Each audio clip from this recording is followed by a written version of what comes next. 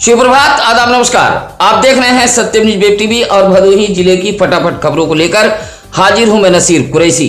आज बुधवार की खबरों में क्या कुछ है, देखिए भदोही जिले की इस बड़ी खबर के साथ। नाबालिग नौकरानी मौत मामले में भदोही से सपा विधायक जाहिद बेग, उनकी पत्नी सीमा बेग व बेटे जैम बेग को इलाहाबाद हाई कोर्ट से बड़ी राहत मिली है। सपा विधायक जाहिद बेग व उनके बेटे जैम बेग को जहां जमानत मिली है, वहीं उनकी पत्नी सीमा बेग अग्रिम जमानत मिली है। सपा विधायक जाहिद बेग के अधिवक्ता गोपाल स्वरूप चतुर्वेदी व जिसान मजहर की जोरदार पैरवी बहस के बाद इलाहाबाद हाई कोर्ट के माननीय न्यायाधीश संजय कुमार सिंह ने फैसला सुनाते हुए भदोही से सपा विधायक जाहिद बेग, उनकी पत्नी सीमा बेग व बेटे जैम बेग को नाबालिग नौकरानी मौत मामले में बड़ी राहत दी है। फिलहाल अभी जैम बेग ही जेल से बाहर आ सकते हैं।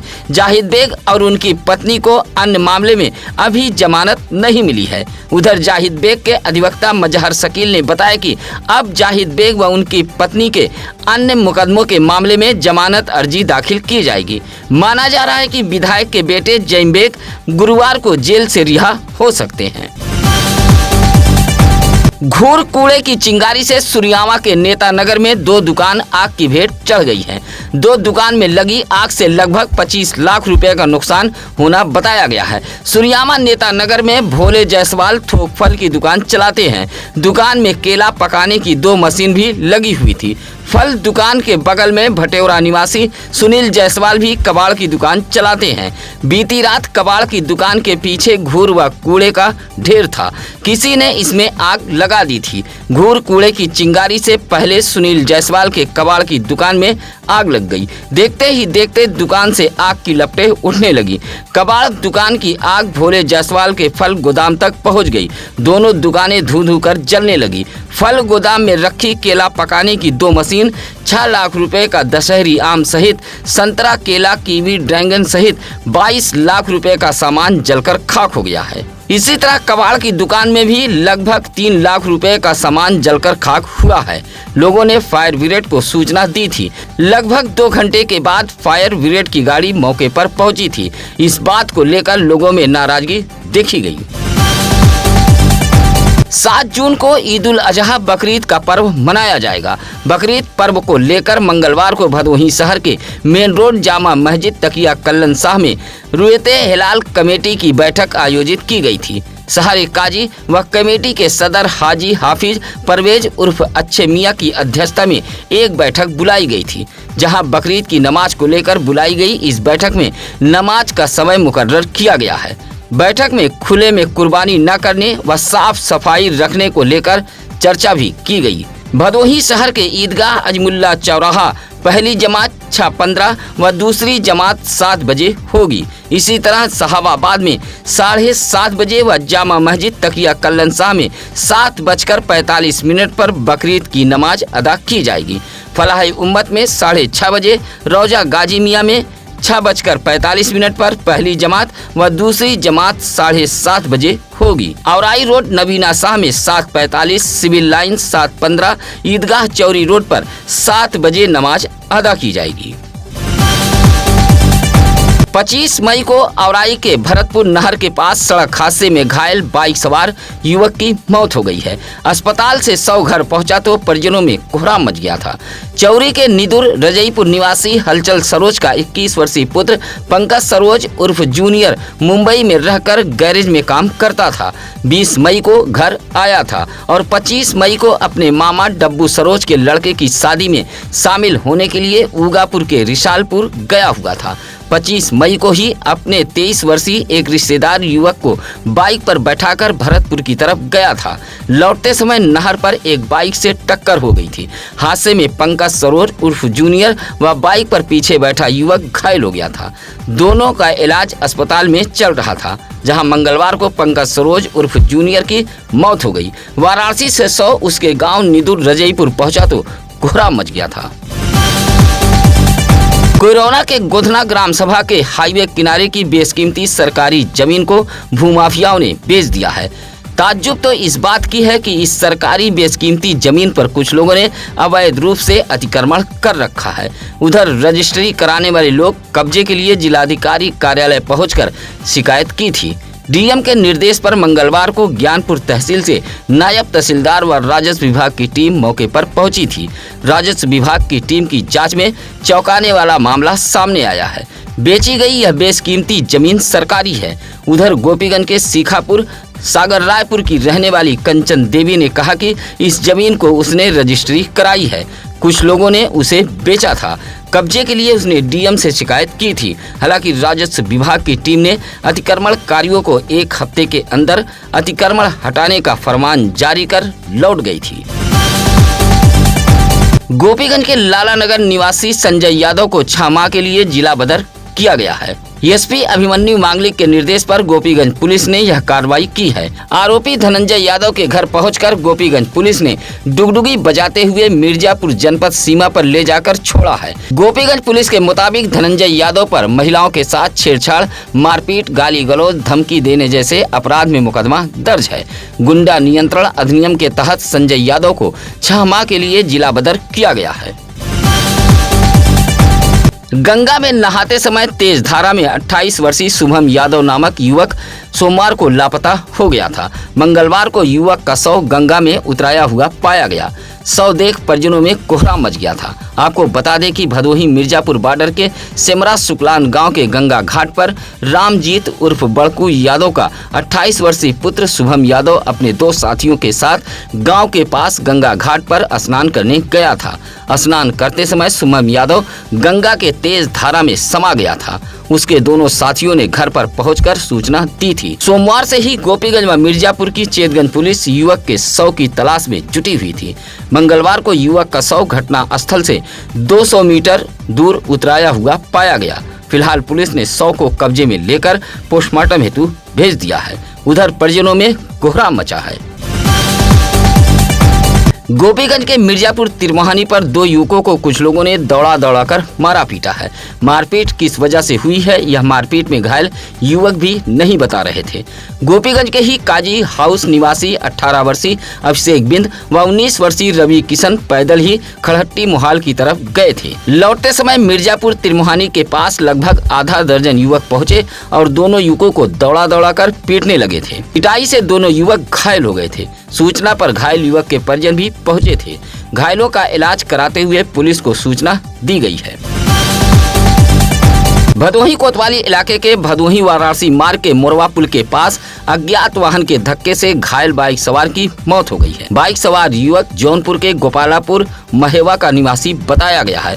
महेवा निवासी अच्छलाल पटेल का 25 वर्षीय पुत्र विशाल पटेल मोड़ बाजार के एक शादी में शामिल होने के लिए बाइक से आया हुआ था।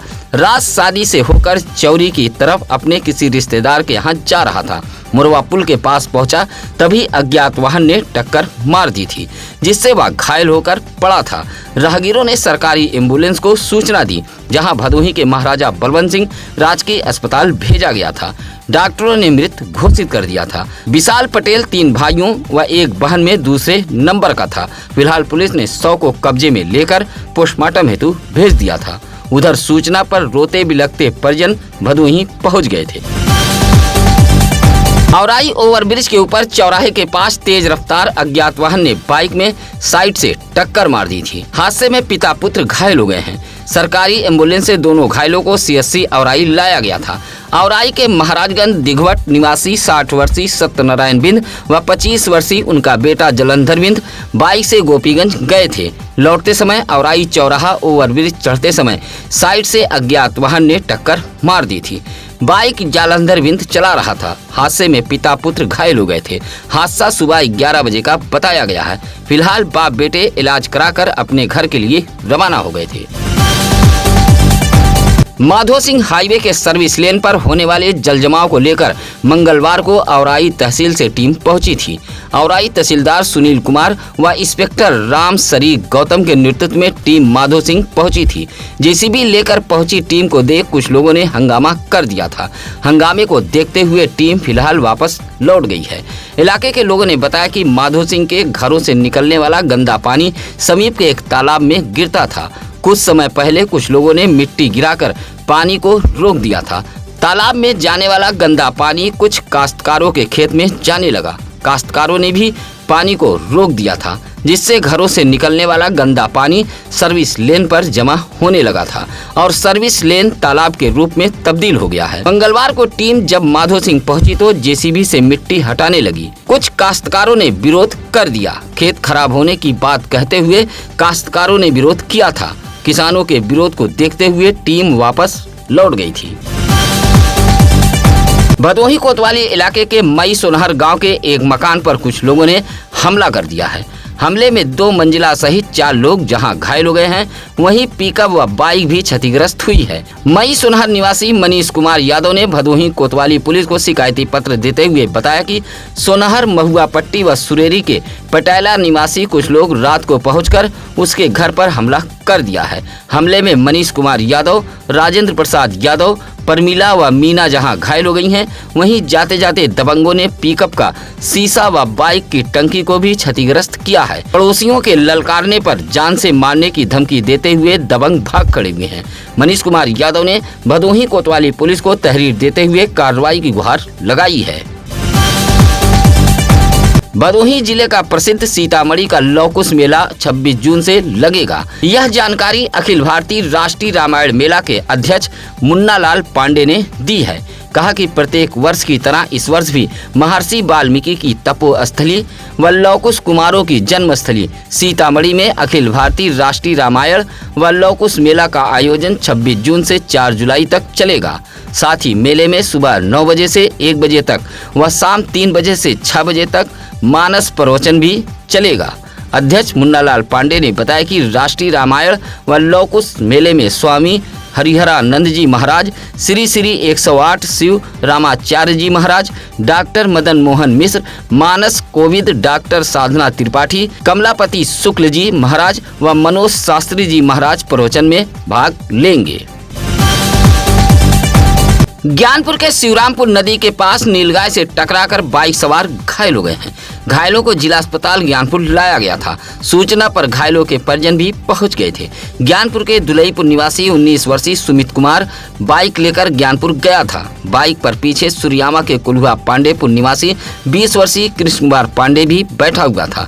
शिवरामपुर नदी के पास बाइक पहुंची तभी सामने से नीलगाय आ गई, जिससे टकराकर दोनों घायल हो गए थे। बाइक भी क्षतिग्रस्त हुई है। घायलों का इलाज जिला अस्पताल ज्ञानपुर में कराया गया है, जहां बाइक चला रहे सुमित कुमार की हालत गंभीर बताई गई है। प्राथमिक उपचार के बाद डॉक्टरों ने रेफर कर दिया था। श्रमिक संगठन के नेता, पत्रकार, राज्यसभा व लोकसभा के सदस्य, पूर्व केंद्रीय मंत्री जॉर्ज फर्नांडिस की जयंती पर याद करते हुए भदोही में उन्हें श्रद्धांजलि अर्पित की गई है।